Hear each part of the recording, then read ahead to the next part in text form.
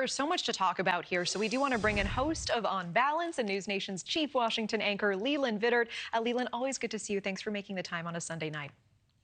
Natasha, welcome to the Trump presidency, where the news cycle doesn't stop. And it does not. And we have 71 days to Inauguration Day. Leland, I want to talk about this. On the campaign trail, we heard this over and over again, Trump saying he would end the war in Ukraine.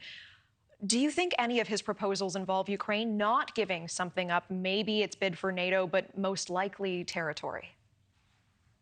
Almost every war across history has ended in some kind of negotiated settlement where both sides get things that they want and both sides have to give things up that they want. The concept of Ukraine with territorial integrity existed only because of Jake Sullivan, the national security advisor, who after the invasion, the big invasion, if you will, a couple of years ago, added that into U.S. policy. Before that, there had always been an idea that Ukraine may have to, at some point or another, give up territory to Russia. I was there in 2014 when Russia invaded Crimea and then the eastern parts of Ukraine that they've held for 8 years, or 9 now. I'm doing the math in my head, now almost 10 years. So the point here is that if you want to end the war, there's going to have to be a negotiated settlement. That's something that President Biden and his team basically sort of kept Zelensky from doing, or at least tried to push him as hard as they could not to do. And now we see a new foreign policy starting to take shape. What do you think the geopolitical ramifications are if Ukraine gives up land to Russia? Will Russia be satisfied and stop with some territory from Ukraine? It's a great question. And there's two schools of thought on that. I think the larger thing we're seeing play out is a very different worldview from Donald Trump, and that's starting to be expressed. We've already seen the Iranians back down in various places.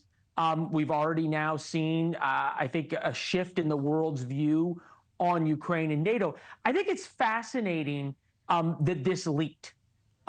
And how it leaked to the Washington Post. Josh Dossey's a very good reporter, but I'm old enough to remember when David Ignatius, the Washington Post columnist, was writing about General Flynn, Mike Flynn, Trump's first national security advisor, in the transition, talking to the Russian ambassador. Well, how did he know that? Because somebody in the Obama administration had leaked it. How this news got out, what the Biden administration knows about this call, were they monitoring it? We don't know. Who was doing the translation? There's all sorts of things in this that I think why this story came out now may be a lot more important, and how it came out may be a lot more important than the headline of told Putin not to escalate. You know, the U.S., of course, has spent billions of dollars helping Ukraine. Do you think that continues under Trump, or do you expect he will put a stop to that aid quite quickly?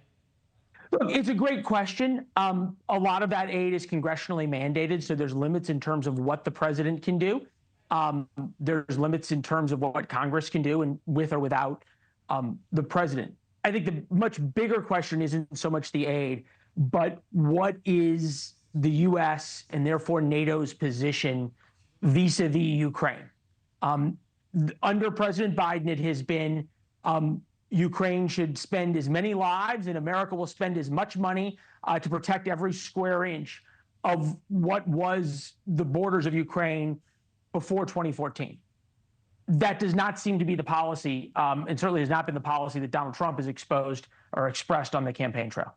Leland, with the time we have, I do want to pivot to Israel really quickly. Israel's new defense minister, speaking at his introduction ceremony, he says that Israel has defeated Hezbollah. Let's take a quick listen together.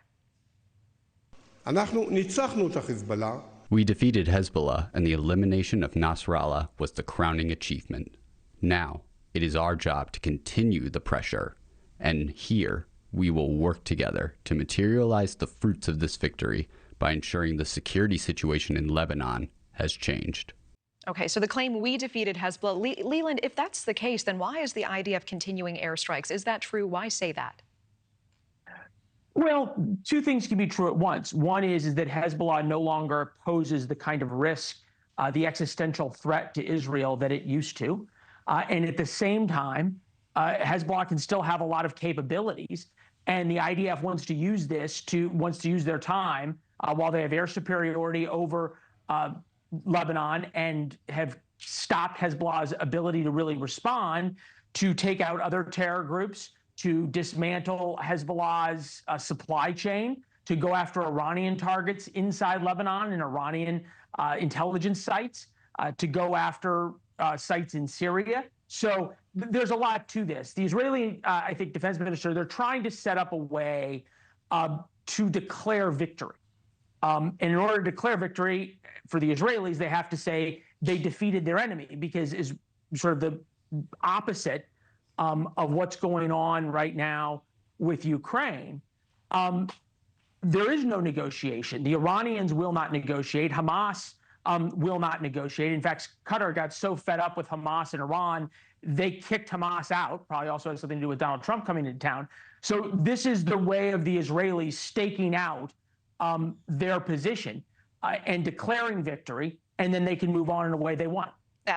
Thanks for watching. Go to joinnn.com to find News Nation on your screen. And don't forget to click the red subscribe button below to get more of News Nation's fact-driven, unbiased coverage.